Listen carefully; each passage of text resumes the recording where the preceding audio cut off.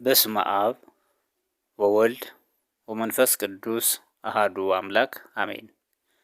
የበረከት ጌታ እግዚአብሔር ክብር ምስጋና ይግባውና ከዚህ በፊት ስለ ምዕራፍ ምንነት፣ ምዕራፍ ምን ይመስላል፣ ስሞችስ ምን ይመስላሉ፣ ትርጉማቸውስ ምን ይመስላል የሚለውን በጥቂቱ አይተናል። ዛሬ የምናየው ደግሞ ቅዱስ ያሬድ ከደረሳቸው ድርሰቶች አንዱ ምዕራፍ ነው ብለናል። ይህ ምዕራፍ ምን አይነት ክፍሎች አሉት፣ ስንት ክፍሎችስ አሉት፣ መቼ ይባላሉ የሚለውን በጥቂቱ እናያለን። ይህ የምዕራፍ ድርሰት 3 አበይት ክፍሎች ያሉት ሲሆን እነዚህም አንደኛ ዋዜማ ምዕራፍ፣ ሁለተኛ የዘወትር ምዕራፍ እና ሶስተኛ የጾም ምዕራፍ በመባል ይታወቃሉ።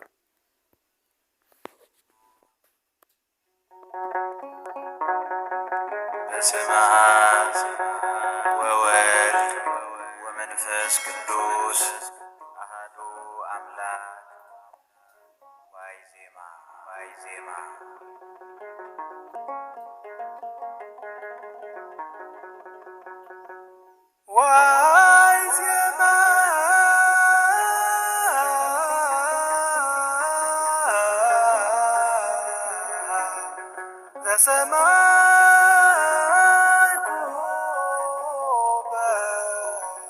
በሰማይ እመላእክት ቅዱሳን እንዘ ይብሉ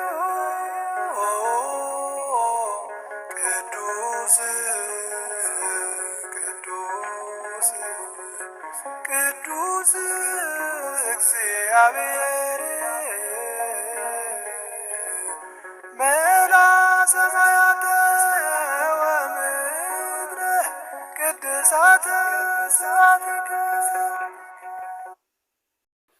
አንደኛውን ክፍል ዋዜማ ምዕራፍ የተሰኘውን ስንመለከት ይህ የምዕራፍ ክፍል ቅዱስ እግዚአብሔር ብሎ በኪዳን የሚጀምር የመጀመሪያው የምዕራፍ ክፍል ሲሆን በውስጡም በዋዜማ ቀን የሚዘመሩ ቀለሞችን፣ ምዛሎችን፣ ምቅናዮችንና ሌሎችንም አርዕስተ ዜማ የያዘ ነው።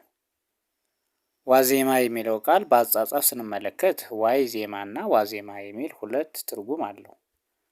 ዋይ ዜማ ከሆነ ይህ የሰማሁት ዜማ ምን ይረቅ፣ ምን ይጠልቅ፣ እንደምን ያለ ድንቅ ነው የሚል የአድናቆት ቃል ነው። ባሕረ-ጠባት ቅዱስ ያሬድ በድጓው ላይ ዋይ ዜማ ዘሰማይኩ በሰማይ መላእክት ቅዱሳን እንዘ ይብሉ ቅዱስ ቅዱስ ቅዱስ መላ ሰማያተ ወምድረ ቅድሳተ ስብሐቲከ፣ ክብርህ ጌትነትህ በሰማይና በምድር የመላ ነው እያሉ መላእክት ሲያመሰግኑ በሰማይ የሰማሁት ዜማ ምንኛ ድንቅ ነው ብሎ በአድናቆቱ የገለጠበት ጣዕመ ዜማ ነው።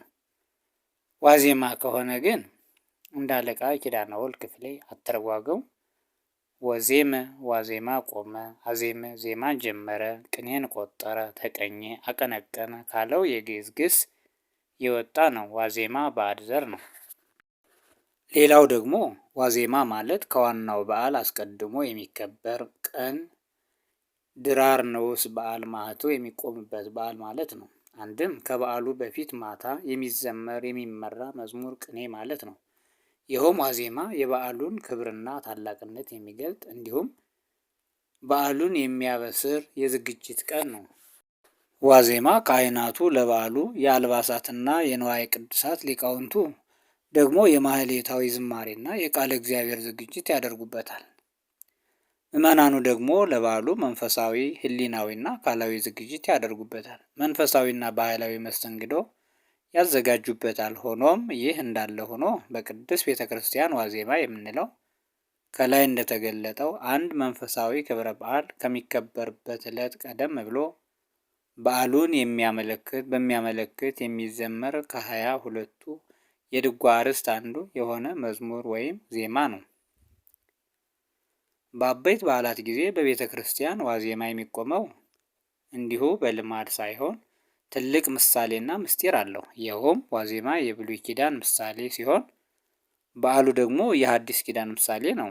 ዋዜማው ለበዓሉ የዝግጅት ቀን እንደሆነ ሁሉ ብሉይ ኪዳንም ለሐዲስ ኪዳን የዝግጅት ዘመን ነውና አምላክ ወልደ አምላክ ይወርዳል ይወለዳል እያሉ አበው ቅዱሳን ነቢያት ሱባኤ ገብተው በጾም በጸሎት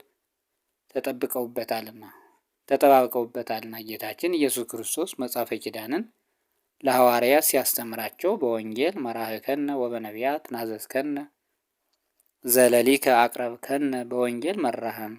እስከዚሁ ድረስ ግን በነቢያት ታረጋጋህን፣ ወደ ባህሪ አባትህ ያቀረብከን አንተ ነህ ሲል ነቢያት በምስጢረ ስጋዌን ዘመነ ስጋዌን በትንቢት የተሳተፉ የተጋሩ መሆናቸውን ተናግሯል።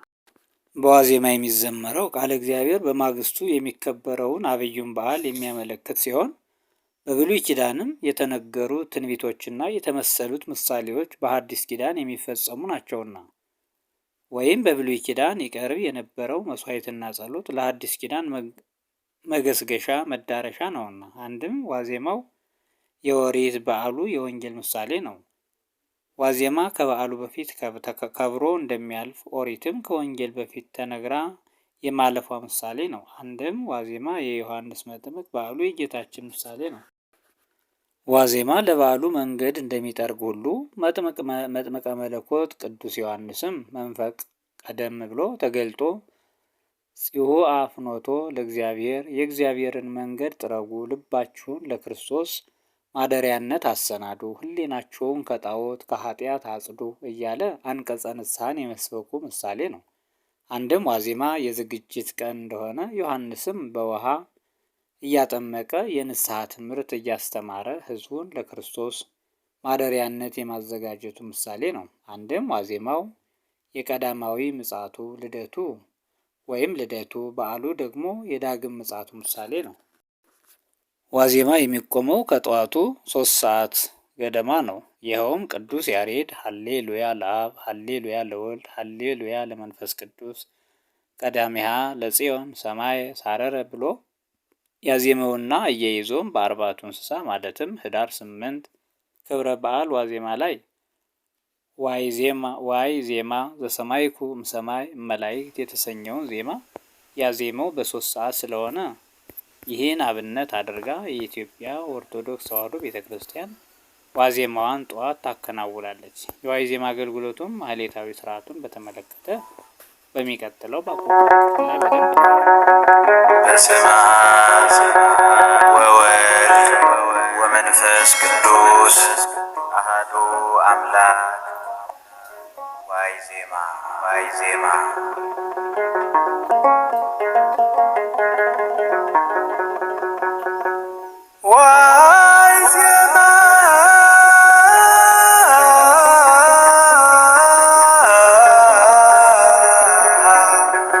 the